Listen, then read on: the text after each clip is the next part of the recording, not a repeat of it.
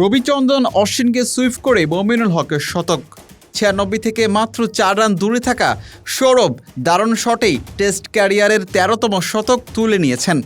172 বলে কানপুর টেস্টের চতুর্থ দিনের সকালেই দলের পক্ষে দায়িত্বপূর্ণ ইনিংস খেলে দলকে বিপদ থেকে উদ্ধার করেন তিনি। সিজদাহে মহান সৃষ্টিকর্তার প্রতিও কৃতজ্ঞতা জানাতে ভুলেননি। ড্রেসিং রুম থেকেও বাহবা পেয়েছেন সতীর্থদের কাছ থেকে। কানপুর টেস্টে ব্যাট হাতে একাই লড়েছেন মমিনুল হক সৌরভ। দেশের পক্ষে 13তম আর বিদেশের মাটিতে দ্বিতীয় শতক আদায় করেছেন মমিনুল। টাইগার বাকি ব্যাটারদের আসা যাওয়ার মিছিলে উইকেটের এক প্রান্ত আগলে রেখে নিজের দায়িত্বপূর্ণ ইনিংস খেলেন এই বাঁহাতি ব্যাটার। যদিও শতকের আগে 93 রানে আউট হয়ে যেতে পারতেন বাংলাদেশের ব্যাটম্যান, কিপার ঋষভ পান্তের ভুলে জীবন পেয়ে ক্যারিয়ারের আরও একটা মাইল ফলক অর্জন করেন তিনি। 90-এর ঘরে আরও একবার জীবন পেয়েও শতক থেকে বঞ্চিত করতে পারেননি ভারতীয় বোলাররা।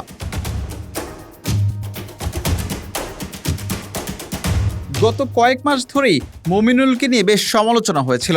এক যুগের বেশি সময় ধরে টেস্ট খেলা মমিনুল বিদেশের মাটিতে খুব বেশি সাফল্য পাননি। দেশের পক্ষে সর্বোচ্চ শতক করা সাবেক টেস্ট কাপ্তান মাত্র একটি শতকে হাঁকিয়েছিলেন। চেন্নাই টেস্টে 2 ইনিংসে ব্যর্থ হওয়া মমিনুল কানপুর টেস্টে ব্যাট করেছেন 3 নম্বর পজিশনে। এই পরিবর্তনেই ভাগ্যের চাকা ঘুরে যায় তার। প্রিয় পজিশনে ব্যাট করে আরও একটি দুর্দান্ত ইনিংস খেলেন। প্রথম সেশনে মিরাজকে সঙ্গে নিয়ে 208 রান তুলতে পেরেছে বাংলাদেশ।